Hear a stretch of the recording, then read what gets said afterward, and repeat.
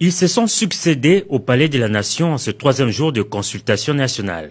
Ces acteurs sociaux et membres de la société civile ont eux aussi apporté leur contribution au débat.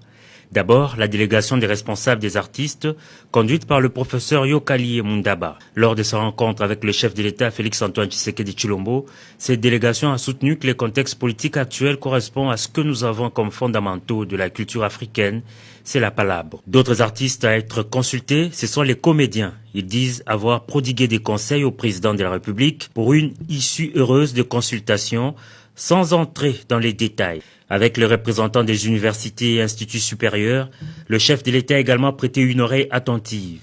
Ces professeurs ont examiné et donné leurs avis sur l'ensemble de points soulevés dans l'adresse à la nation du président de la République du 23 octobre dernier. Les associations féminines ont elles aussi fait entendre leur voix. Elles plaident notamment pour des réformes électorales, la représentativité des femmes dans les institutions et la territoriale de non-originaires. Dans ces chassés-croisés, les personnes vivant avec handicap et vulnérables ont elles aussi fait des propositions de décrispation politique. Elles exhortent les uns et les autres à privilégier la paix car soutiennent-elles que les situations de guerre font augmenter le nombre de personnes vivant avec handicap. Le secteur privé, avec l'AFEC et ensuite la NEP, a été également consulté. La paix, la sécurité, la stabilité ont été les maîtres mots des entrepreneurs car soutiennent-ils, l'argent n'aime pas le bruit. Plus politique, les mouvements citoyens dans leur diversité ont discuté avec le chef de l'État. Dans leur mémorandum remis au président de la République, ils disent soutenir l'initiative de consultation et disent non à la poursuite de la coalition au pouvoir. Nous avons très clairement fait comprendre au président de la République que ce qui bloque aujourd'hui en réalité, c'est le système de prédation, un système porté par des antivaleurs, est porté par un groupe de personnes qui malheureusement a dirigé ce pays pendant 18 ans.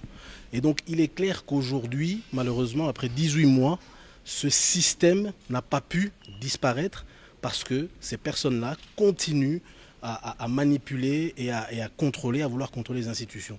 Et donc sur cette question, nous soutenons totalement la nécessité de mettre un terme à cette coalition, mais à une condition. Nous avons très clairement dit à M. le Président qu'il ne s'agit pas de transférer les tares d'un groupe vers un autre groupe. Il s'agit de combattre un système porté par des antivaleurs pour qu'ensemble, nous Congolais, nous commencions à définir maintenant un système qui sera porté par des valeurs de développement et qui sera porté par les bonnes valeurs.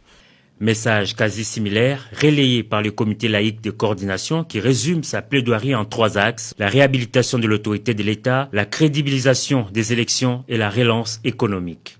Est-ce que la solution finalement c'est de mettre fin à la coalition? Cela va de soi, cela va de soi.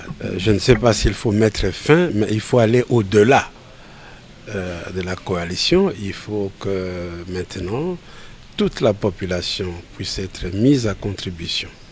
Qu'il n'y ait pas d'un côté quelques-uns qui estiment détenir le pouvoir et les autres qui seraient en position de simples observateurs.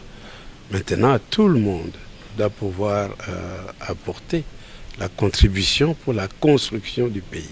La boucle a été bouclée ce mercredi avec le représentant de l'Association des étudiants d'universités et instituts supérieurs.